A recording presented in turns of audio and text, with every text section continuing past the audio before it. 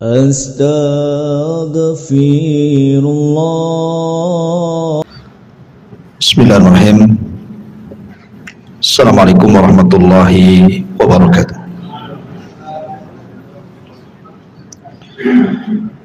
Alhamdulillah.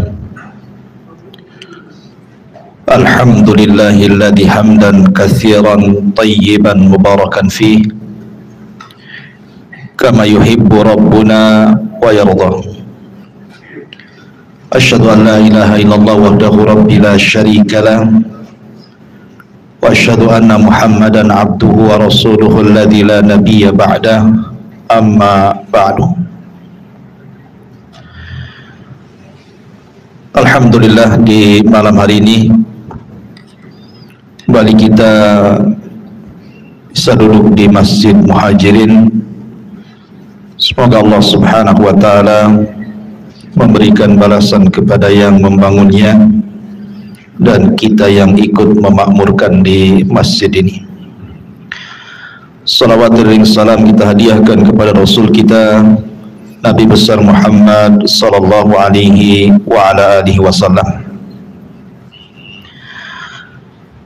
Kajian di malam hari ini masih bicara tentang Qasasul Anbiya, dan malam ini kita akan mengisahkan satu nabi yang dijuluki sebagai Imamu Sabirin, imamnya orang-orang yang ingin mencari kesabaran. Karena sifat manusia itu tidak lepas daripada ujian. Maka siapapun yang Allah Subhanahu wa ta'ala berikan ujian dalam hidupnya, maka pandanglah Nabi ini. Maka dengan memandang Nabi ini, maka akan terasa kecil ujian yang Allah turunkan kepada kita. Rupanya ujian yang diberikan kepada para nabi jauh dibandingkan ujian yang Allah berikan kepada kita. Sadaqa Rasulullah sallallahu alaihi wasallam ketika bersabda, inna asyaddal bala indallahil anbiya. Sesungguhnya sedahsyat-dahsyatnya ujian itu adalah menerpa para nabi. Tsummal amsalu fal amsal. Baru kemudian di bawah para nabi, di bawahnya lagi para nabi, dan begitu seterusnya.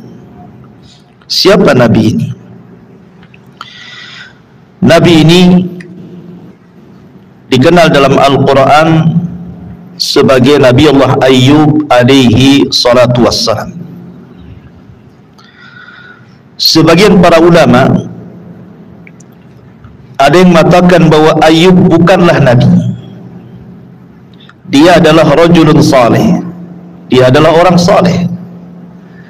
Sama dengan Luqman Al-Hakim yang namanya dicantumkan di dalam satu surat dalam Al-Quran, suratul Luqman. Sama juga dengan Dzulqarnain yang kisahnya diselipkan dalam pertengahan surah Al-Kahfi. Alasan pendapat yang mengatakan Ayyub bukan nabi, karena Al-Quran tidak menceritakan dakwahnya. Padahal Ayyub ini masyhur kisahnya dalam hadis Nabi SAW, bagaimana ujian yang Allah berikan kepada Ayyub dan bagaimana dia memiliki wanita salihah sebagai pendampingnya. Tetapi begitu masyhurnya kisah Ayyub di dalam hadis, tidak dicantumkan dakwahnya dalam Quran. Lain seperti nabi-nabi yang lain dicantumkan bagaimana mereka diutus kepada kaum, kemudian bagaimana dakwahnya, bagaimana kaum mendustakannya, dan begitu seterusnya. Tapi Ayyub tidak dikisahkan dakwahnya. Dari sini ada yang mengatakan Ayyub itu bukan nabi, tapi dia orang saleh. Tapi pendapat yang kuat, Ayyub adalah nabi, karena Allah Subhanahu wa ta'ala mewahyukan kepada Ayyub yang nanti kita akan bahas di ayat-ayat yang kita baca ketika kita bicara soal Nabi Allah Ayyub alaihi salatu wassalam. Ma'asyiral muslimin yang dimuliakan Allah Subhanahu wa taala, Nabi Ayub alaihi salatu wassalam, Allah Subhanahu wa taala berikan beberapa ujian. Ujian yang pertama, Nabi Ayub alaihi salatu wassalam dulunya orang kaya. Bahkan ulama mengatakan semua jenis kekayaan itu ada pada Ayub. Sebutkan kekayaan apa, semua ada pada Ayub. Kalau bicara soal harta tanahnya di mana-mana. Artinya perkebunannya, pertaniannya di mana-mana. Kalau bicara ternak, semua ternaknya ada. Mulai dari untanya, sapinya, sampai ke kambingnya. Ayub punya semuanya. Belum lagi perniagaannya. Kemudian hartanya, rumahnya, emasnya, peraknya, semua Ayub punya. Tiba-tiba Allah Subhanahu wa taala uji Ayub dengan dilenyapkan semuanya. Ini ujian yang pertama. Ujian yang kedua, Nabi Ayub alaihi salatu wassalam dianugerahkan 14 putra dan putri. Dan semuanya putra dan putri yang saleh dan saleh, berbakti kepada orang tuanya, sukses hidupnya, menjadi kebanggaan dan kecintaan orang tuanya. Tapi Allah Subhanahu wa taala wafatkan semuanya. Bukan satu-satu, tapi sekaligus satu waktu wafat semua. Dan ini berat ujian seperti ini. Karena orang tua meninggal ujian, pasangan meninggal ujian, tapi kalau anak yang meninggal ini lebih berat ujiannya. Ini yang kedua. Yang ketiga, Nabi Allah Ayub alaihi salatu wassalam diuji dengan penyakit.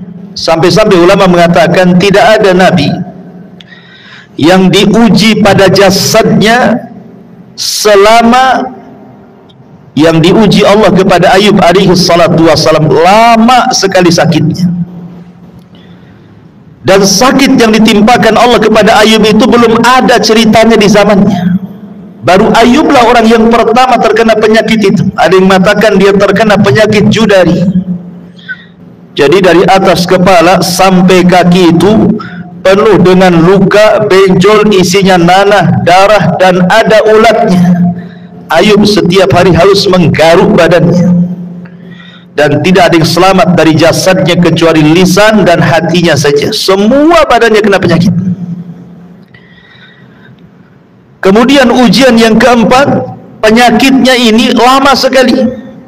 Ada yang mengatakan 3 tahun, ada yang mengatakan 7 tahun, bahkan ada yang mengatakan 18 tahun lamanya. Dan ini yang tercantum dalam hadis 18 tahun lamanya. Sebagaimana hadis yang disahihkan oleh Syekh Nasiruddin Al-Albani rahimahullahu ta'ala. Dan lamanya penyakit ini ujian, ikhwan. Kita saja kadang-kadang baru 1 minggu terbaring, tidak bisa bangun, itu saja sudah aneh-aneh pikiran kita ini. Bagaimana kalau sampai 18 tahun lamanya? Coba berpikir. Ini ujian yang keempat. Yang kelima, manusia sudah bosan mengunjungi Ayub alaihi salam. Berapalah kuat orang itu mengunjungi orang sakit? Tadinya mungkin seminggu sekali, sebulan sekali, 3 bulan sekali. Boleh jadi habis itu tidak pernah berkunjung sampai mungkin dia mati. Begitulah yang dirasakan Ayub. Satu persatu temannya, kaumnya tidak ada yang mengunjungi. Sampai akhirnya Ayub hanya hidup berdua sama istrinya saja. Sudah bosan orang mengunjungi. Kalau sudah 18 tahun, siapa yang mau mengunjungi orang sakit selama ini? Apalagi kalau seandainya penyakitnya itu ditakutkan menular, makin tidak mau mengunjungi. Luar biasa, ma'asyiral muslimin yang dimuliakan Allah Subhanahu wa taala. Berarti ujian Ayub ini dijauhi manusia. Bukan hanya dijauhi manusia, tapi dibicarakan manusia. Manusia berbicara yang tidak-tidak kepada Ayub. Nanti saya akan kisahkan. Sampai ada yang bicara kepada Ayub, jangan-jangan Ayub ditimpa penyakit itu karena sebuah maksiat yang dikutukkan Allah kepadanya. Sebab satu penyakit pun tidak disembuhkan kalau bukan kutukan, apa namanya? Sampai ada yang ngomong seperti itu. Ujian luar biasa. Kita ini tidak sakit, baru diomongin orang di grup aja sudah sakit hati itu. Gimana kalau seandainya tidak ada satu kaum pun yang hadir di rumahnya mengunjunginya, ditambah-tambah membicarakannya? Ini kan luar biasa, ma'asyiral muslimin yang dimuliakan Allah Subhanahu wa taala. Berarti di sini kalau boleh saya katakan risalah kepada satu orang-orang yang ditimpa sakit. Yang kedua, risalah ada orang-orang yang dibangkrutkan usahanya. Yang ketiga, risalah kepada orang-orang yang meninggal anak-anaknya. Dan yang keempat, risalah kepada orang-orang yang dijauhi manusia, difitnah, direndahkan, dihina, digibah, disakiti, dibuli, dan begitu seterusnya. Contohlah kisah Ayub alaihi salatu wassalam, kalau anda satu di antara 4 perkara ini. Bagaimana kisah Ayub alaihi salatu wassalam? Ma'asyiral muslimin yang dimuliakan Allah Subhanahu wa taala, sebuah kisah tentu bukan hanya enak didengar, tidak. Tapi Allah Subhanahu wa taala katakan, laqad kana fi qasasihim ibratun liulil albab. Sungguh pada kisah-kisah mereka para nabi itu terdapat pelajaran besar. Mudah-mudahan dari kisah Ayub ini ada pelajaran yang kita bisa petik, khususnya kepada orang-orang yang diberikan ujian dari Allah Subhanahu wa taala. Ulaika alladzina hadallahu fabihudahu muqtadih. Mereka itulah para nabi yang telah diberikan petunjuk oleh Allah, maka ikutilah petunjuk mereka. Ma'asyiral muslimin yang dimuliakan Allah Subhanahu wa taala, kisah Nabi Ayub dicantumkan dalam Al-Qur'an di 4 surat. Pertama surah An-Nisa ayat 163, kedua surah Al-An'am ayat 84, ketiga surah Al-Anbiya dari 83 sampai 84, dan terakhir suratus Sad dari 41 sampai ke ayat 44. Adapun surah An-Nisa ayat 163 Allah katakan, inna auhayna ilaika kama auhayna ila nuhin wan nabiyyina min ba'di wa auhayna ila ibrahima wa ismaila wa ishaq wa yaquba wal asbat wa isa wa ayyuba wa yunus wa harun wa sulaimana wa ataina dawuda zabura.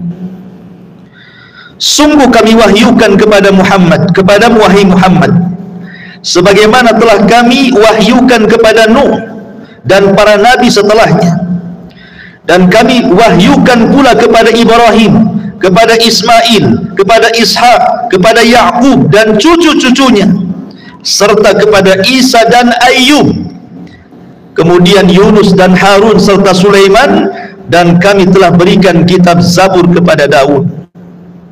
Ayat ini yang menegaskan bahwa Ayub adalah seorang nabi karena Allah wahyukan.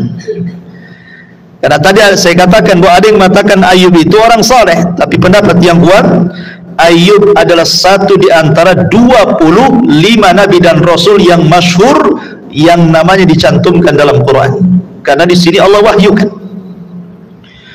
Dari ayat ini juga kita tahu bahwa Ayub ini adalah keturunan Ibrahim alaihi salatu wassalam. Adapun nasab Ayub dijelaskan oleh para ulama nasab bahwa dia adalah Ayub ibnu Sari, ibni Rigwal, ibni Isu, ibni Ishaq, ibni Ibrahim. Tapi ada yang mengatakan bahwa dia adalah Ayub ibn Mus, ibn Razih, ibn Al-Is, ibn Ishaq, ibn Ibrahim Al-Khalil alaihi salatu wassalam. Ma'asyiral muslimin, Ibrahim alaihi salatu wassalam itu dianugerahkan 2 anak yang masyhur, satu Ismail, satu Ishak. Dan Ishak ini melahirkan 2 putra, satu Yaqub yang disebut dengan Israel, nanti dari turunannya disebut Bani Israel. Yang kedua Al-Is, nanti dari turunannya disebut Bani Asfar, atau yang sekarang kita sebut orang-orang Nasrani Eropa, orang-orang Romawi. Mereka lah turunan Al-Is. Tidak banyak nabi-nabi dari turunan Al-Is. Rata-rata nabi-nabi itu turunan Yakub, karena nabi-nabi itu kebanyakan diutus kepada Bani Israel. Tapi ada nabi yang keturunan Al-Is. Inilah satu-satunya nabi turunan Al-Is yang dikirim kepada Eropa, ke bangsa Eropa, bangsa Romawi, di mana saat diutusnya Nabi Allah Yakub alaihi salatu wassalam, menurut Al-Imam Ibnu Katsir rahimahullahu ta'ala, dia diutus ke negeri Rum, tepatnya di sebuah tempat namanya Thaniyah di Huron, tepat di Suriah. Ada namanya Huron, Suriah. Disitulah Ayub diutus untuk berdakwah kepada orang-orang Syam. Adapun nama istrinya namanya Rahmah bintu Yusuf ibn Yaqub, ada yang mengatakan yang lainnya. Dan Nabi Ayub diutus oleh Allah Subhanahu wa taala kepada bangsa Huron itu. Ada yang mengatakan waktunya antara jarak Nabi Musa dengan Yusuf. Jadi antara Musa dengan Yusuf, Ayub ini tengah-tengahnya. Disitulah Ayub diutus oleh Allah Subhanahu wa taala. Ma'asyiral muslimin yang dimuliakan Allah Subhanahu wa taala, ini ayat yang pertama yang menceritakan tentang kisah Ayub. Ayat yang kedua, surah Al-An'am 84. Wa wahabna lahu Ishaq wa Yaqub wa kullan hadaina wa Nuhan hadaina min qablu wa min dzurriyyatihi Dawud wa Sulaiman wa Ayyub. Dan kami telah menganugerahkan kepada Ishak dan Yaqub, kepada masing-masing telah kami berikan petunjuk, dan sebelum itu kami juga memberikan petunjuk kepada Nuh dan kepada turunannya, termasuk diantaranya adalah Sulaiman dan juga Ayub alaihi salatu wassalam. Tetapi rangkuman kisah Ayub itu ada di dua surat. Ini yang kita akan bentangkan sebagai kisah Ayub alaihi salatu wassalam. Pertama Al-Anbiya 83 sampai 84 dan surah Sad 41 sampai 44. Inilah rangkuman daripada kisah Nabi Allah Ayub alaihi salatu wassalam. Allah Subhanahu wa taala berfirman, wa ayyuba idh nada rabbahu inni massaniyadh-dhurru wa anta arhamur rahimin. Dan ingatlah ketika Allah mengkisahkan Ayub ketika dia berdoa kepada Allah, sesungguhnya aku ditimpa penyakit, padahal engkau wahai ya Rabb maha penyayang dari semua makhlukmu yang penyayang. Fastajabna lahu fakashafna ma bihi min dhurrin wa atainahu ahlahu wa mislahum ma'ahum rahmatan min indina wa dzikra lil abidin. Maka kami kabulkan doanya, lalu kami lenyapkan penyakit yang ada pada badannya, dan kami kembalikan keluarganya kepadanya, dan kami lipat gandakan jumlah mereka sebagai satu rahmat dari kami, dan untuk menjadi peringatan bagi semua yang menyembah kami. Kemudian disebutkan dalam surah Sad-nya ayat 41-44, wadhkur abdana ayyuba idh nada rabbahu inni massanniya syaitan binusbin wa adab. Dan ingatlah akan hamba kami Ayub ketika dia menyeru Tuhannya, sungguh aku diganggu setan dengan penderitaan dan bencana.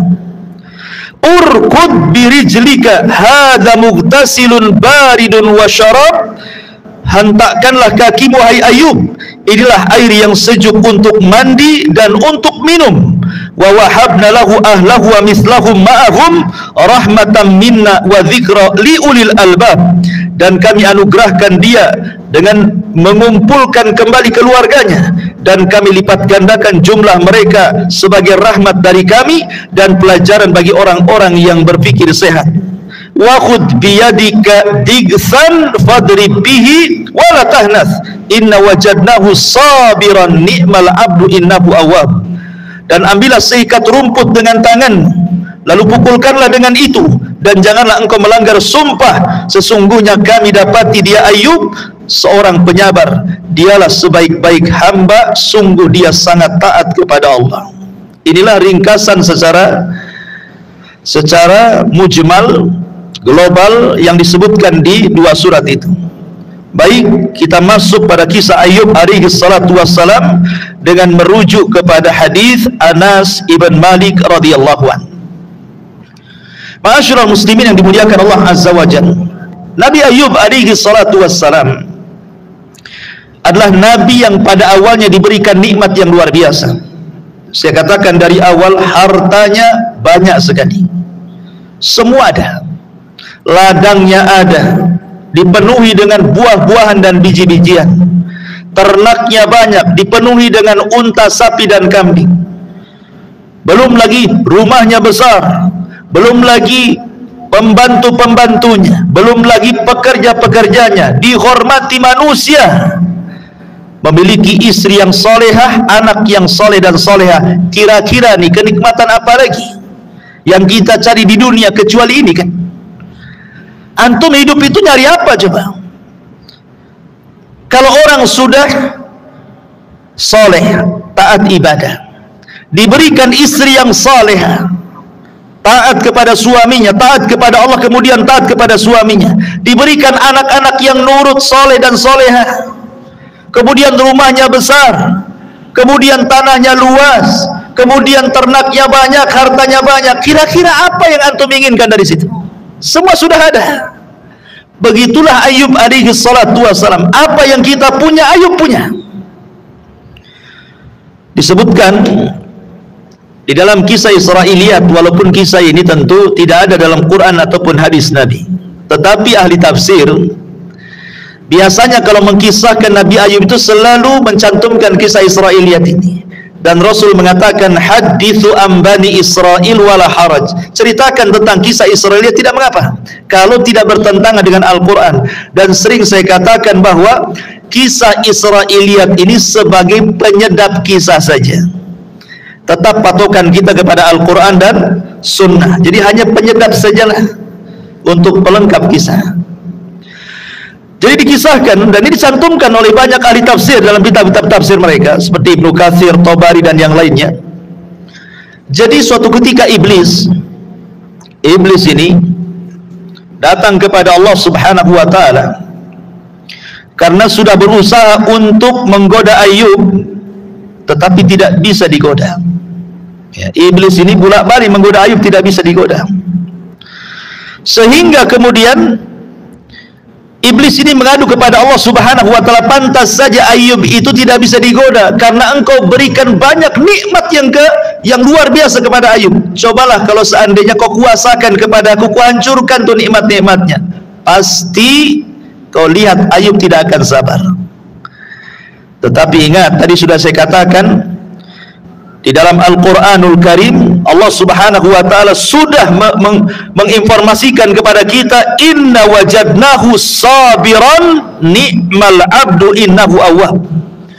Allah mengatakan, sungguh kami dapati Ayub itu hamba yang sabar, dan dia adalah sebaik-baik hamba yang senantiasa taat beribadah kepada Allah Subhanahu wa ta'ala. Jadi Ayub tidak akan bergeming. Dengan cara apa iblis kemudian menghancurkan kekayaan Ayub ini? Dia bawa api, dibakar semua ladangnya, dibakar semua hewan ternaknya, sehingga tidak ada satupun ladang kecuali terbakar, tidak ada satupun hewan ternak kecuali mati, bangkrut, habis total. Itulah asal kekayaannya, dihancurkan dari asal kekayaannya dulu. Karena ketika kemudian tidak lagi menghasilkan kebun dan ladangnya, tidak ada lagi yang menghasilkan ternaknya, lalu dari mana lagi Ayub harus mencari maisha, kebutuhan. Jadi dihancurkan dari ekonominya dulu. Kemudian ketika Ayub sedang sholat, setan datang. Kemudian setan mengatakan, ya Ayub, dia memberikan was-was dalam sholatnya Ayub, wa Ayub, aku sudah datang membakar kebunmu, sawahmu, sudah membakar ternak-ternakmu, sudah habis. Apakah Ayub kaget? Tidak. Ayub Justru kemudian dia mengatakan, Allahumma anta a'taita wa anta akhadta, mahma tubki nafsi ahmaduka ala husni balaik, katanya. Kata Ayub, ya Allah, engkau yang memberi kekayaanku, engkau pula yang mengambilnya. Bahasa kita, inna lillahi wa inna ilaihi raji'un. Oh, semua datang dari Allah. Kalau kembali kepada Allah, ya silahkan. Oh, harta ini bukan milik saya, milik Allah. Kalau Allah hendak mengambilnya, silahkan. Kemudian Nabi mengatakan, mahma tubki nafsi, selama aku masih hidup, walaupun aku tidak punya harta, ahmaduka ya Rabb, aku tetap memujimu. Ala husni balaik, boleh jadi ini adalah bencana terbaik untukku. Lihat ikhwan, orang yang berakal melihat ujian itu terbalik dengan pemahaman orang yang tidak berakal. Kalau orang tidak berakal melihat ujian itu seolah-olah adalah azab yang Allah timpakan kepada kita, sehingga terkadang kemudian kita mengeluh kepada Allah, bahkan yang lebih parah lagi menyalahkan Allah, menghardik Allah. Itu kalau kita. Tapi Ayub mengajarkan kepada kita, orang yang berakal melihat ujian itu justru sebuah nikmat, bukan sebuah azab. Kenapa demikian? Karena terkadang ujian itu kalau dihadapi dengan sabar dan ihtisab mengharap pahala Allah, justru disitulah ladang pahala yang akan kita bawa ke hadapan Allah Subhanahu wa ta'ala. Itulah pelajaran dari sini. Ayub mengatakan, selama diriku masih hidup, nyawaku masih di kandung badan, katanya, aku memujimu ya Rabb. Boleh jadi ini ujian terbaik kepada aku.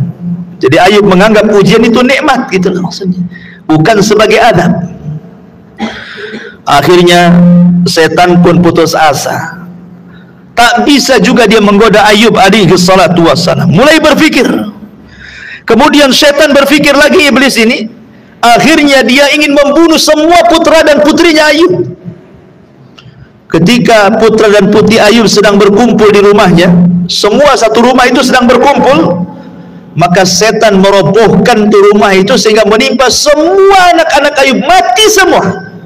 Tidak ada yang tersisa satu pun. Dalam satu waktu, ya kan? 14 anaknya mati ditimpa oleh rumah yang roboh. Kemudian Ayub sedang sholat juga. Iblis memberitahu dan mengatakan, wahai Ayub, sungguh aku sudah robohkan rumahmu dan semua putra putrimu mati semuanya, katanya. Rupanya Ayub alaihi salatu wassalam masih berdoa yang mengatakan, Allahumma anta a'taita wa anta akhadta, mahma tubki nafsi ahmaduka ala husni balaik, katanya. Ya Allah, terserahlah kepadamu, engkau yang ngasih anak-anak, engkau mengambil lagi, ya silahkan. Selama aku masih hidup, aku bersyukur kepadamu. Boleh jadi ini ujian terbaik kepadaku. Stres lagi si iblis ini. Rupanya tak bergeming juga nih Ayub nih. Bayangkan, sudah dikasih ujian yang pertama, ludes semua hartanya, dia masih bersabar, ihtisab mengharap pahala kepada Allah. Dikasih ujian yang kedua, semua anaknya mati, pun sama, dia mengatakan inna lillahi wa inna ilaihi raji'un. Akhirnya setan berpikir lagi, ini Ayub kayaknya kalau diuji soal meninggal anak, habis ekonomi, boleh jadi dia bisa minta lagi sama Allah, katanya. Sekarang setan berpikir bagaimana kalau difokuskan kepada badannya, jasadnya. Disitulah syaitan akhirnya memasukkan penyakit kepada Ayub. Tadi saya katakan penyakitnya ini dari atas kepala sampai kaki, tidak ada yang selamat kecuali lidah dan hatinya saja. Semuanya kena. Ya. Penyakitnya itu sampai dikisahkan oleh ahli tafsir itu bukan hanya benjol-benjol, itu daging sampai mengelotok. Ya, dagingnya itu melotok tuh. Bukan hanya kulit, dagingnya melotok-melotok tuh. Ya. Dan penuh dengan nanah, darah, dan ada ulatnya. Kemudian beraroma busuk yang luar biasa dan gatal. Kita saja terkena penyakit apa gatal itu? Gatal itu apa? Kurap gitu ya. Jangan satu badan, baru tangan saja kurapan itu, seminggu udah stres kita. Gimana kalau dari atas kepala sampai kaki, sak muka-mukanya, mau taruh di mana muka kita, kan begitu bahasanya. Tetapi bagaimana Ayub sabarnya luar biasa. Ketika Ayub sabar, fasaraha iblis teriak dan mengatakan, aku sudah nggak bisa lagi, katanya. Berteriak dia panggil semua pasukannya dari semua penjuru bumi, dipanggilnya semuanya. Aku tidak bisa, kesaktianku kalah dengan Ayub, katanya. Jadi anak-anak buah iblis ini mengatakan, aina ilmu, mana ilmu wahai Tuhan, mana kecerdasanmu wahai Tuhan? Dia mengatakan, ilmuku dan kecerdasanku tunduk kepada Ayub, katanya. Teriak dia, putus asa, tidak bisa lagi goda Ayub. Akhirnya kemudian terpaksa dia musyawarah, sudah aku angkat tangan, saya minta pendapat kalian sekarang. Nah, sekarang iblis tidak bisa ngasih pendapat lagi, anak buahnya yang minta kasih pendapat. Pendapat kalian gimana? Maka anak buahnya satu bumi mengatakan, ya iblis, bukankah engkau sudah mampu mengeluarkan Adam dari sorga? Engkau yang menjadikan Adam keluar dari sorga. Lewat siapa? Kan lewat Hawa, katanya. Kau tidak bisa menggoda Adam, kau lewat Hawa. Sehingga Hawa memberikan was-was kepada Adam, akhirnya Adam ikut dia. Kau cobalah dari istrinya, katanya. Sodaqtum, benar kalian. Mulailah kemudian iblis mempengaruhi istrinya Ayub alaihi salatu wassalam. Mulai istrinya Ayub was-was, karena sudah lama, sudah 18 tahun kan hidupnya seperti itu, apalagi yang selama ini mencari nafkah itu istrinya. Tapi ini juga percontohan istri-istri yang saleha. Makanya antum kalau cari istri, minimalnya tirulah istri Ayub. Betapa banyak suami-suami yang sudah terkafar, jangan lagi 18 tahun sakit, baru setengah tahun saja sudah minta cerai, mau kawin lagi, ya. Itu kalau nggak berakal tuh. Ngapain saya lelah ngurus suami saya? Menjadi pembantu yang dulunya dia adalah orang yang sangat dihormati, wanita yang sangat dihormati, wanita yang segalanya ada. Tiba-tiba kemudian diletakkan sampai derajat terendah dan jadi pembantu rumah tangga. Gimana coba rasanya? Ya, dulunya mungkin dia istri menteri begitu ya. Tiba-tiba ketika tidak jadi menteri lagi, tiba-tiba habis hartanya, pindah ke desa jadi pembantu, mikir tuh. Itu istri menteri tuh. Ini istri Nabi, ma'asyiral muslimin yang dimuliakan Allah Azza wa Jalla. Maka iblis masuklah ke was-was istrinya. Mulailah istrinya mengeluh kepada Ayub. Kemudian mengatakan, wahai suamiku, kita ini sudah lama. Cobalah kau berdoa kepada Allah, katanya. Lau da'auta, seandainya engkau berdoa kepada Allah subhanahu wa ta'ala, maka pasti sayujibukallah, Allah pasti mengijabahi kamu, katanya. Coba berpikir, wahai suamiku, harta nggak ada, ternak sudah tidak ada, anak mati semua, kau juga penyakit lama tak sembuh-sembuh, dan begitu seterusnya. Kemudian Ayub marah sama istrinya dan mengatakan, wahai istriku, saya tanya baik-baik, berapa tahun kita mendapatkan nikmat dari Allah ini? Kata istrinya, 70 tahun. 70 tahun kita senang.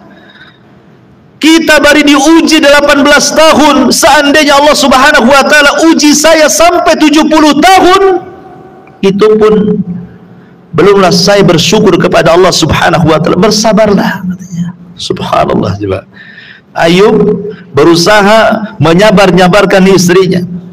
Makanya dahulu ada seorang sahabat Nabi SAW, ya, dia sakit terkapar sama dengan Ayub juga 18 tahun lamanya, ya. Imran ibn Husain radhiyallahu anhu itu sakit parah, 18 tahun dia terbaring di pembaringan. Imran bin Husain itu.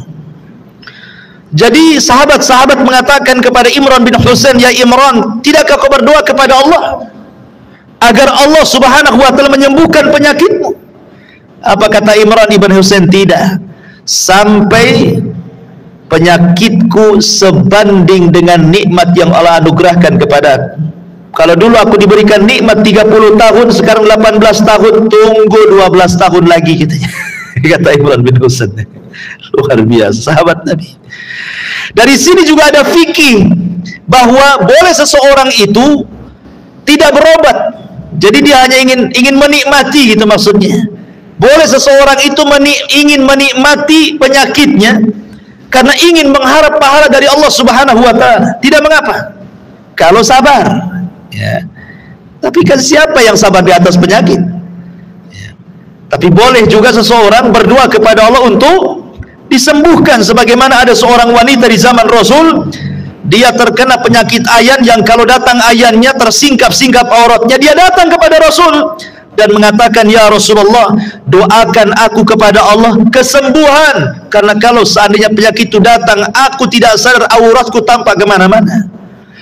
Tapi kata Rasulullah, in sabarti walakil jannah, kalau engkau sabar, Allah berikan sorga. Tapi kalau kau tidak sabar, aku akan berdoa kepada Allah, semoga penyakitmu sembuh.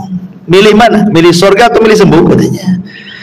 Maka wanita ini mengatakan, milih sorga ya Rasul, tapi tolonglah berdoa kepada Allah, kalau penyakitku datang, minimalnya janganlah tersingkap auratku. Itu saja, ya. Ma'asyiral muslimin yang dimuliakan Allah Subhanahu wa ta'ala, akhirnya kemudian kembali ke kisah Ayub alaihi salatu wassalam kemudian memarahi istrinya. Habis itu istrinya diam. Kemudian setan datang lagi ke istrinya dan mengatakan, memberikan was-was kepada istrinya Ayub Rahmah ini, wahai Rahmah, aku akan kasih kau kambing, cukup kau suruh Ayub nyembelih kambing ini, dipastikan semua penyakitnya sembuh. Aku akan kasih kambing, cukup cuman menyembelih kambing ini, dipastikan penyakitnya sembuh. Akhirnya betul-betul dilakukan. Dia ambil kambing, sembarang kambing kan, tapi kan yang nyuruh setan masalahnya. Maksudnya ketika Ayub menyembelih itu seolah-olah apa? Menyembelih untuk setan kan. Cuman bahasanya, berikan dia kambing atas suruhanku, sembelih, nanti sembuh tuh penyakitnya. Akhirnya kemudian betul-betul dibawakan kambing. Ini makin emosi Ayub. Ini jelas kesyirikan, tidak boleh kan? Karena begini ikhwan, umumnya di masyarakat, kalau orang sudah sakit parah apalagi menahun, biasanya informasi pengobatan apapun gak akan peduli. Mau dukun santet, mau dukun cabul, mau dukun apa, semua dukun lah, ya. Pasti dia akan datang. Apalagi beritanya dibesar-besarkan, oh sudah terbukti itu kalau datang ke dukun itu pasti sembuh tuh. Nggak pikir panjang tuh, mau berapa biayanya pun dibayar dia, karena orang sakit itu setan lebih dekat dibandingkan malaikat tuh. Umumnya orang sakit seperti itu, mereka akan diuji tuh. Nah, ini seperti Ayub seperti ini akhirnya kan. Ayub tahu marah dia, dari situlah makanya Ayub mengusir istrinya, diusir. Wah, ketika nggak bisa lagi setan menggoda Ayub, makin nangis setan. Nggak berhasil juga dia. Dari semua jalur rupanya tidak bisa lagi Ayub alaihi salam digoda. Masalahnya Ayub tidak tahan ketika ada dua orang saudaranya, kawannya, kaumnya, baik sekali dua orang ini, ya, bolak-balik mengunjungi Ayub ketika semua kaumnya tidak ada yang mengunjungi lagi karena sudah bosan, kelamaan sakitnya, siapa yang mau datang? Makanya sering saya katakan Ikhwan, terkadang orang sakit itu lebih sakit ketika tidak ada yang mengunjungi lagi. Dia sudah sakit dengan penyakitnya, ketika tidak ada yang mengunjungi makin sakit kuadrat dia. Ketika ada yang mengunjungi, sedikitlah dia lega, masihlah ada orang yang sayang dengan dia, walaupun taklah melihat tentengan yang dia bawa, buahnya nggak lihat, yang penting datang berkunjung mendoa, itu sudah senang tuh. Tapi kalau kelamaan kan, jangankan lagi bicara orang luar, ya, umpamanya saya sakit, mungkin antum sekali dua kali aja berkunjung ke rumah saya, jangan lagi orang luar. Terkadang saudara-saudara saja mulai menghindar tuh, apalagi penyakitnya pula menular kan. Itu yang dirasakan oleh Ayub alaihi salatu wassalam, sehingga yang bisa menemani orang sakit itu hanya orang yang dicintainya. Makanya kenapa perlunya istri yang solehah itu. Istri yang solehah itu begitu, supaya kalau anda sakit adalah yang merawat ketika semua orang menjauhi kita. Dari sini Rasul mengatakan, fadfar bidzatid din taribat yadak. Dan itu hanya dimiliki istri-istri yang soleh karena mereka kuat iman dan agamanya. Kalau mereka cinta dunia, habislah kita ditinggalkan dia, ya. Minimalnya tidak diopeni. Mungkin dia tidak cerai dengan kita, tapi kita dibuat sakit supaya cepat mati.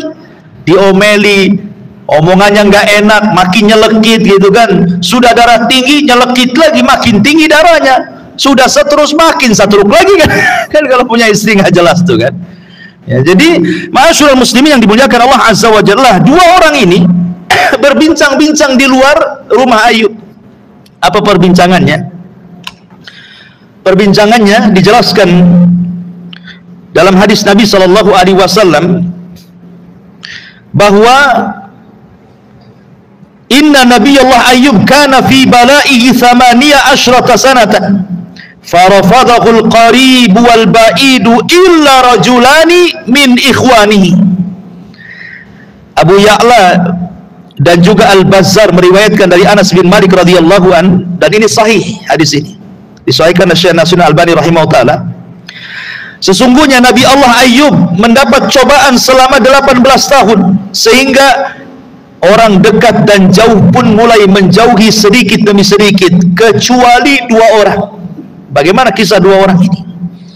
Di mana dua orang ini adalah saudara akrab yang sering mengunjungi Nabi Ayyub alaihi salatu wassalam di pagi dan sore hari. Lalu salah satunya mengatakan, ya, faqala ahaduhuma li sahibihi, ta'lam wallah laqad adnaba ayyubu dzamban ma adnabahu ahadun. Jangan-jangan Ayub itu ditimpa penyakit kayak gini, ditimpa musibah kayak gini, dia melakukan dosa yang tidak dilakukan oleh siapapun katanya. Coba lihat Ayub, coba kamu perhatikan, hartanya habis, anaknya mati, ditimpa penyakit nggak disembuh-sembuhkan. Jangan-jangan dia itu melakukan dosa yang kita tidak tahu dosa apa, sehingga Allah mengutuk Ayub katanya. Kalau bukan kutukan apa namanya coba? Ini yang ngomong ini orang yang selalu mengunjungi Ayub, gimana orang luar? Ini yang mencintai Ayub saja ngomong begitu, gimana orang yang nggak cinta? Oh, makin pula digitu-gitukan kan? Ma'asyiral muslimin, apalagi yang nggak suka makin dipuas-puaskan kan? Ah, puaslah kau katanya. Kalau itu musuhnya kan? Akhirnya kemudian yang satu ini menasihati dan mengatakan, janganlah kau seperti itu. Ya, kenapa kau bisa ngomong begitu katanya? Maka kemudian alasannya, mundu thamaniya asyrata sanatan lam yarhumullahu fayakhshifullahu an. Coba bayangkan 18 tahun dia sakit, kok satu benjolan penyakitnya saja Allah tidak rahmati. Minimal adalah sembuh, ini kok makin parah penyakitnya katanya. 18 tahun bukan makin sembuh, makin parah. Kalau bukan kutukan apa namanya, memang dia nggak pernah dirahmati Allah katanya. Subhanallah. Akhirnya nggak tahan kawannya, nggak tahan, nggak sabar, masuk dia ke rumah, diceritakan pula kepada Ayub. Ketika Ayub mendengar, coba bayangkan antum sakit, tiba-tiba kemudian antum dituduh jangan-jangan antum ini melakukan dosa nih. Ngaku aja dosa apa? Stres, makin dah sakit digitu-gituin kan. Akhirnya Ayub alaihissalam bersumpah, demi Allah, aku tidak pernah melakukan dosa. Karena di antara sifat Ayub itu, semasa dia masih hidup saja, dia itu dermawan orangnya, tidak ada orang fakir dibantunya, tidak ada anak yatim dibantunya, semua dibantu dia. Orangnya baik, soleh, ahli ibadah, berpikir siang malam. Ya. Jadi Ayub mengatakan, aku tidak pernah merasa seperti ini. Dari sinilah Ayub tidak tahan. Ketika kemudian orang ini sudah pergi, Ayub pun kemudian mengangkat kedua tangan dan mengatakan, qala rabbi inni massaniya dhur wa anta arhamur rahimin. Sebab inilah Ayub berdoa, ya Allah, sesungguhnya aku tahu kau yang menimpakan penyakit ini kepadaku, tapi di sisi lain aku tahu pula engkau zat yang maha penyayang dari hamba-hambamu yang penyayang. Lihat, dalam uslub doa saja, kata-kata doa saja, Ayub tidak memerinci. Saking tidak mau mengeluhnya kepada Allah, Ayub tidak mengatakan, ya Allah, dulu aku punya harta, aku punya ternak, aku punya kebun, tolonglah gitu, kembalikan. Dulu aku punya kesehatan, tolonglah. Dulu aku punya anak, tolonglah, kembalikan. Tidak memerinci Ayub itu. Ayub tidak terpikir soal itu. Ayub hanya mengatakan, Rabbi inni masaniya dhur wa anta arhamur rahimin. Ya Rabb, aku tahu engkau yang memberikan penyakit ini, aku tahu. Tetapi aku pun tahu, seolah-olah Ayub ingin mengatakan, tidaklah engkau menurunkan penyakit ini kecuali karena sayangmu kepada aku, katanya. Itu bahasa doanya kayak gitu. Kalau kita kan nggak begitu bahasa doanya, langsung minta, gitu. Langsung disebut objeknya tuh. Kira-kira untuk meminta apa tuh kan disebut objeknya kan. Ayub tidak, itu sebagai adab dia kepada Allah Subhanahu wa taala karena sudah mensyukuri nikmat yang pernah Allah anugerahkan kepadanya selama 70 tahun. Jadi Ayub malu. Ayub mengatakan, ya Allah, aku tahu kau yang menimpakan musibah ini, katanya. Subhanallah, ikhwan, ya. Ma'asyiral muslimin yang dimuliakan Allah Subhanahu wa taala. Lah Nabi Allah Ayub alaihi salatu wassalam terbaring, sama sekali tidak bisa bergerak tuh dari tempat tidurnya. Jadi betul-betul istrinya lah yang memapah ke kamar mandi, kemudian merawat Ayub. Nanti kalau sudah dari kamar mandi dihantar lagi ke pembarikan ASI, gitu saja setiap harinya. Kemudian kalau istrinya pergi mencari nafkah, Ayub hanya bertasbih siang dan malam. Dia tidak mengeluh sama sekali. Makanya saya katakan ini percontohan hamba-hamba Allah yang bersabar. Makanya orang-orang Arab itu kalau orang ditimpa musibah, apa kata orang Arab? Bersabarlah seperti sabarnya Ayub, katanya. Walaupun nggak ada orang sesabar Ayub itu, tapi itu nasihatnya seperti itu orang-orang sana itu. Sabarlah kamu ya, seperti Ayub, katanya. Gitu. Masyarul muslimin, lah istrinya ini selama 18 tahun itu jadi pembantu, itu pun nyamar, ikhwan. Dia bantu sana, di rumah sini, rumah sana, rumah sini, itu pun harus menjauh. Dia mencari orang yang tidak kenal dengan dia. Sebab kalau orang kenal dengan dia bahaya. Ini suaminya Ayub, dia itu penyakit, jangan-jangan menular. Jangan. Jadi dia betul-betul menyamar, cari rumah yang orang tidak kenal dengan dia. Artinya dia bekerja sangat jauh sekali. Tetapi Allah takdirkan, memang Allah ingin sempurnakan Ayub ini ujiannya. Lama-lama ketahuan pula istrinya. Subhanallah. Padahal selama ini Ayub makan dari istrinya. Dari sini kata para ulama, kalau istri itu sabar, mengharap pahala Allah, merawat suaminya yang sakit, dan dia yang mencari nafkah, maka istri seperti ini dapat 2 pahala. Istri yang seperti ini dapat 2 pahala. Sampaikan kepada istri antum, Dek, kalau saya abang sakit tidak bisa kerja, ada yang kerja. Dapat 2 pahala loh kan itu. 1 pahala ketaatan kepada suaminya, 1 pahala memberikan nafkah kepada suaminya. Ya. Itu yang dilakukan istrinya Ayub. Masalahnya satu persatu orang tahu itu istrinya Ayub. Akhirnya kemudian satu persatu menutup pintunya, menolaknya. Tidak ada lagi yang mau menerima dia. Dari mana dia harus cari makan? Dari situlah kemudian berpikir keras nih istrinya Ayub, macam mana caranya? Terpikirlah untuk menjual rambutnya. Zaman dulu rambut itu kan diperjualbelikan kan? Zaman kita masih kecil-kecil lah dulu ya. Rambut ini dijual-belikan ini. Makanya kalau potong rambut perempuan itu nggak dibuang tuh, dijual tuh ke salon-salon, dibuat gelung. Kalau zaman dulu ya. Oh zaman sekarang mana ada, buanglah rambut tuh. Sudah ada wig sekarangnya. Zaman dulu ya rambut tuh mahal. Apalagi rambutnya bagus, makin mahal harganya. Terpaksalah dicukur rambutnya, kemudian dijual. Karena sudah mendapatkan duit yang cukup banyak, terpikirlah dia ingin menyenangkan suaminya. Padahal dia sudah sulit cari kerja itu, tapi dia masih ingin menyenangkan suaminya. Dia ingin membeli makanan yang paling lezat yang pernah disukai suaminya dulu ketika dia kaya. Begitulah istrinya. Pulang dia bawa makanan tuh. Setelah pulang diserahkan kepada Ayub. Tentu Ayub bertanya-tanya lah, ini makanan mahal, bukan makanan murah. Dan dia tahu istrinya itu kerja apa, berapa penghasilannya. Sehingga Ayub bertanya, kau dapat dari mana makanan ini, kan begitu? Kok bisa kau beli makanan ini gitu? Kata istrinya, tidaklah, sudah makan saja. Jadi dia menutupi rambutnya supaya Ayub tidak tahu. Tapi Ayub tidak makan. Kata Ayub, saya tidak akan makan makannya sampai kau terus terang dari mana makanan ini kau dapat. Pakai duit siapa, pinjam sama siapa? Kemudian istri dengan terpaksa membuka jilbabnya, ditampakkanlah rambutnya. Ayub alaihi salatu wassalam akhirnya tidak tahan. Begini ikhwan, ada yang mengatakan bahwa rambut istrinya itu biasa dipakai Ayub untuk bangkit dari tidurnya. Jadi kalau mau dibangkitkan itu biasanya pegang rambut istrinya. Sekarang rambut yang selalu dipegang untuk bertelekan dia bangkit itu sudah nggak ada lagi. Ada yang mengatakan bahwa di zaman itu kalau mencukur rambut pendek itu adalah wanita-wanita fasikoh, tidak dilakukan kecuali wanita-wanita fasikoh, wanita-wanita fasik. Sehingga Ayub alaihi salatu wassalam marah gitu kan. Akhirnya Ayub saking marahnya dia bernazar kepada Allah subhanahu wa ta'ala. Apa nazarnya? Demi Allah katanya, kalau aku sembuh, kata Ayub, kalau aku sembuh saya akan cambuk kamu 100 kali. Itu nazarnya Ayub. Makanya tadi disebutkan dalam Al-Quran di permulaan saya baca tadi ya. Jadi Ayub bernazar, kalau aku sembuh awas saja aku cambuk kau 100 kali. Akhirnya kemudian Ayub berhari-hari tidak tahan dia berdoa kepada Allah, sedih banget kan, karena ini sudah las gitu ya, sudah dari segi mana ujian, dari atas bawah samping kiri, sudah mau cari makan dari mana lagi, sampai istri-istrinya berkorban.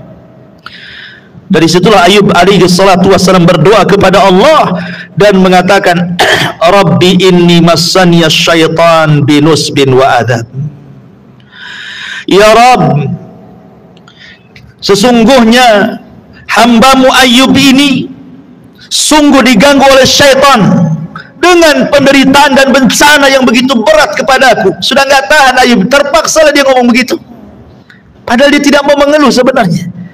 Tapi karena sudah melihat istrinya seperti itu, dia nggak tahan juga. Akhirnya dia mengatakan apa? Rabbi inni massaniya syaitan binusbin wa adab. Ya Rabb, sungguh aku diganggu setan dengan penderitaan dan bencana ini.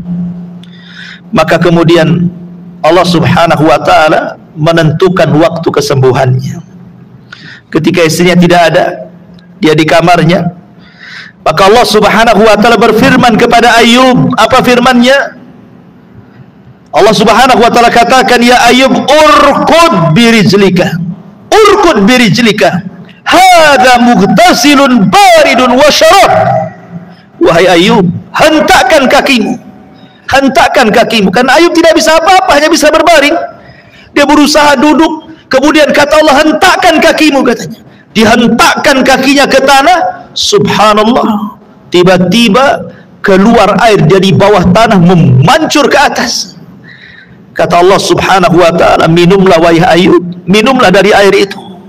Hadza mughtasilun baridun wa syarab. Inilah air yang sejuk, mandilah di situ, minumlah di situ. Maka Ayub pun mandi di situ. Ketika mandi, subhanallah, semua penyakitnya hilang. Hilang semuanya, dari atas kepala sampai kaki hilang semuanya. Kemudian kata Allah, minumlah. Kemudian diminum, semua penyakit dalamnya hilang. Lahir batin hilang penyakitnya. Kemudian dirubah menjadi muda kembali. Kemudian Ayub saking senangnya ingin mencari istrinya, dia keluar. Ketika Ayub keluar, istrinya pula masuk. Suaminya nggak ada. Kebingungan istrinya, siapa yang mengambil istriku? Siapa yang mengambil suamiku? Mana nabi, seorang nabi yang diuji itu, kemana dia? Siapa yang mencurinya? Apakah ada hewan yang memangsanya? Wah, sibuklah istrinya nih, nyari Ayub nggak ada. Maka dia dengan menangis mencari ke sana kemari. Rupanya melihatlah anak muda. Dilihat ada anak muda, muda sekali, ganteng, tampan, tapi mirip mukanya seperti Ayub di masa muda. Dia coba mendekati anak muda itu. Kemudian dia bertanya, engkau lihat seorang nabi yang diuji oleh Allah subhanahu wa ta'ala? Ayub, Ayub kemana? Kau lihat kemana dia? Katanya. Tersenyumlah anak muda ini, kemudian mengatakan, ana Ayub, saya Ayub, katanya. Istrinya nggak percaya, la tastahziuni, jangan mengejek aku. Ayub itu orang tua, dia banyak penyakitnya, dia nabi yang sedang diuji, kau jangan mengejekku, katanya. Kata Ayub, wallahi ana Ayub, katanya, saya Ayub. Subhanallah. Akhirnya kemudian setelah memang memastikan dia Ayub, maka Ayub menyuruh istrinya pun mandi dari air itu, dan istri dibuat muda juga gitu ya. Sejak itulah Allah subhanahu wa ta'ala kembalikan semua nikmat Ayub alaihi salatu wassalam. Dulu yang kebunnya habis kemudian menjadi subur kembali. rumahnya menjadi besar kembali, anak-anaknya dilipatkan 2 kali, bukan hanya 14 anak, jadi 2 kali lipat daripada sebelumnya. Mudanya 2 kali lipat dari sebelumnya. Cantik istrinya juga sama, kekayaannya juga sama, 2 kali lipat. La in syakartum la azidannakum wa la in kafartum inna adzabi lasyadid. Ayub hamba yang bersabar dan bersyukur, makanya Allah lipat gandakan kekayaannya. Sampai suatu hari disebutkan dalam sebuah hadis, dan inilah hadis tersoheh. Kalau bicara tentang kisah Nabi Ayub, inilah hadis tersoheh yang dicantumkan dalam Sahih Bukhari, ya, di mana hadis ini dari Abi Hurairah radhiyallahu an, dari Nabi sallallahu alaihi wasallam qala, bainama ayyubu yaghtasilu uryanan kharra alaihi rijlun jaradi min dhahabin faja'ala yahsi fi thawbihi fanadahu rabbuhu ya ayyub alam akun agnaituka amma tara qala bala ya rabb walakin lakinan li ambarakatik. Dari Abu Hurairah radhiyallahu anhu, dari Nabi sallallahu alaihi wasallam, ketika Ayub sedang mandi dalam keadaan telanjang, tiba-tiba jatuh dari langit belalang-belalang yang terbuat dari emas. Belalang itu terbuat dari emas dan jatuh di hadapan Ayub. Berjatuhan, banyak belalang itu, semua berjatuhan di depan Ayub. Tiba-tiba Ayub pun mengambil pakaiannya, bukan dipakai pakaiannya itu, justru pakaiannya itu digunakan untuk mengutip emas-emas itu, dimasukkan ke pakaiannya, karena nggak bawa wadah dia. Saking senangnya dia, diambilnya, dimasukkan ke dalam pakaiannya itu. Kemudian Allah Subhanahu wa taala menegur Ayub dan mengatakan, ya Ayub alam akun agnaituka amma tara. Ya Ayub, bukankah sudah kukembalikan kekayaan, kebunmu, ternakmu, masa mudamu, kesehatanmu, istrimu, anak-anakmu? Kok nggak cukup masih ambil emas lagi, katanya. Kata Allah, nggak cukup juga kamu tuh, sudah dikembalikan semuanya, nggak cukup juga, masih kau mau mengambil emasku, katanya. Lihat jawaban Ayub, ya Rabb walakin la ghinan li am barakati. Bagaimana aku akan cukup, ya Rabb? Ini harta dari kamu, berarti ini harta berkah. Aku tidak akan cukup dengan keberkahanmu, aku tidak akan cukup dengan keberkahan, makanya aku ambil. Nggak mungkin aku cukup, aku kenyang dengan keberkahanmu. Dari sini kata para ulama mengatakan, carilah harta berkah, karena harta berkah itu tidak akan hilang selamanya dan akan membawa kita sampai ke surga. Ma'asyiral muslimin yang dimuliakan Allah Subhanahu wa taala, inilah cuplikan kisah Ayub alaihi salatu wassalam. Satu faedah sebelum kita tutup. Nabi sallallahu alaihi wasallam bersabda dalam sebuah hadis bahwa manusia akan diberikan ujian oleh Allah Subhanahu wa taala dengan 3 ujian. Kata Nabi sallallahu alaihi wasallam dalam hadis Abi Hurairah radhiyallahu an, manusia akan diuji dengan 3 ujian. Fi nafsihi wa waladihi wa malihi. Kata Rasul, manusia akan senantiasa diuji dengan 3 perkara. Dirinya dengan sakit, anaknya dengan kematian, hartanya dengan musnah. Kalau dia mau sabar dan mengharap pahala Allah, maka dengan 3 ujian ini kata Rasul, hatta yalqallaha wa laysa alaihi khatiyah. Ketika dia menghadap Allah Subhanahu wa taala, maka dia menghadap tidak punya dosa. Artinya bahwa terkadang ada amalan-amalan tanpa harus bergerak tapi bisa menghilangkan dosa, menambah pahala, mengangkat derajat, bahkan ada surga yang tidak bisa diraih kecuali dengan itu. Apa itu? Sabar dan mengharap pahala. Kan orang sakit diam saja, lain dengan orang sholat bergerak, lain dengan orang haji harus pergi, lain dengan orang sedekah harus cari harta disedekahkan. Orang sakit ini kan diam saja, diam, tetapi diamnya itu sabar dan mengharap pahala. Tapi dengan sabar dan mengharap pahalanya itulah justru pahalanya lebih besar dibandingkan sholat, zakat, puasa, haji dan ibadah-ibadah yang lainnya. Kenapa? Karena ibadah-ibadah itu nominalnya sudah jelas, tapi sabar itu nominalnya tidak jelas. Innama yuwaffas sabiruna ajrahum bighairi hisab. Orang-orang yang sabar itu pahalanya tanpa batas. Ya, nggak disebutkan nominalnya.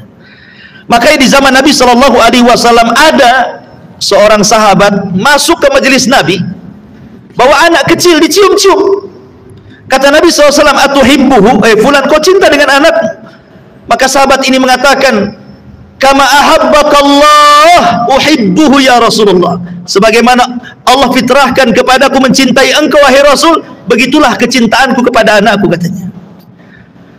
Selang beberapa waktu hilang pula sahabat ini, nggak hadir lagi di majelis talim nih, yang bawa anak tadi. Rasul mencari-cari, mana si fulan yang kemarin bawa anak itu? Kok nggak pernah hadir lagi di majelis saya? Kemudian orang-orang mengatakan, ya Rasul, dia dirundung kesedihan anak yang dia cintai, si mata wayang itu meninggal dunia, katanya. Maka Nabi Shallallahu Alaihi Wasallam bergegaslah mendatangi sahabat itu. Ketika sampai di rumahnya, dia melihat sahabat itu memang dalam kondisi sedih luar biasa, sehingga tidak bisa mengangkatkan kakinya ke majelis taklim. Dia terpikir dengan anaknya. Maka Rasul ingin meredakan kesedihannya, takziah. Takziah itu apa sih artinya? Memberikan kesabaran. Bukan hanya datang ke orang yang dikunjungi, kasih uang, kasih ini, bukan begitu. Takziah itu memberikan nasihat. Berikan nasihat itu takziah artinya. Jadi Nabi SAW mengatakan, ya fulan, saya berikan kau dua pilihan. Seandainya Allah Subhanahu wa Ta'ala hidupkan putramu dan kau senang dengan putramu di dunia, tapi kau tidak akan mendapatkan kesenangan di akhirat, atau kata Rasul, anakmu berdiri di pintu sorga, kemudian anakmu memanggil-manggil kamu dan menyeret kamu dimasukkan ke dalam sorga. Pilih mana? Pilih anakmu, kau ikhlaskan, kau sabar, kau mengharaplah pahala, dan anakmu sedang di pintu sorga sekarang menanti dirimu, atau Allah akan hidupkan anakmu, kau bersenang-senang di dunia tapi kau tidak dapat apa-apa di akhirat. Maka anak muda ini mengatakan, ya Rasul, aku pilih yang kedua, aku pilih yang kedua. Akhirnya dia pun reda, ya. Makanya orang-orang yang sabar karena kematian anak itu, sampai-sampai Rasul mengatakan kepada para malaikat yang mencabut nyawa, dalam hadis yang sahih kata Rasulullah, aqabadtum ibnu abdi, apakah kalian mencabut anak hambaku? Kata malaikat maut, iya wahai Rabb. Aqabadtum thamarata fuadi, apakah engkau mencabut anak kesayangannya? Iya wahai Rabb. Lalu apa yang dikatakan orang tuanya? Hamidaka wastarja, dia memujimu kemudian mengatakan inna lillahi wa inna ilaihi rajiun. Kata Allah, ubnuhu baitan wasammuhu baitul hamdi, bangunkan untuk dia satu istana, kasih nama istananya Baitul Hamdi, karena dia memuji Allah saat kena musibah, katanya. Sampai disebutkan dalam hadis itu, anak-anak tuh, anak-anak yang mati sebelum balik, anak-anak kecil yang mati sebelum balik itu berdiri di pintu-pintu surga tuh. Kemudian Allah katakan, udkhulul jannah, ngapain kalian di pintu surga? Masuklah kalian ke surga. Anak-anak ini nggak mau, dengan mengatakan, tidak ya Rabb, kami tidak akan masuk surga sampai kami tarik bapak dan ibu kami, katanya. Kata Allah, masuk kalian ke surga. Nggak mau ya Rabb. Akhirnya Allah mengatakan, kalau gitu udkhulul jannah antum wa abaukum, kalau begitu masuklah kalian ke dalam surga, bawalah bapak ibumu ke dalam surga, katanya. Dari sini menunjukkan, ikhwan, bahwa kalau seandainya ada orang yang ditinggal meninggal mati oleh anaknya dan dia belum balik, berbahagialah. Anak-anak itu akan jadi syafaat kalau kita sabar dan mengharap pahala Allah Subhanahu wa ta'ala. Wallahu a'lam bishawab. Ini yang bisa sampaikan, mudah-mudahan ada manfaatnya dari kisah Nabi Allah Ayyub alaihi salatu wassalam. Subhanakallahumma bihamdika asyhadu an la ilaha illa anta astaghfiruka wa atubu ilaik. Allahu ta'ala alam. Assalamualaikum warahmatullahi wabarakatuh.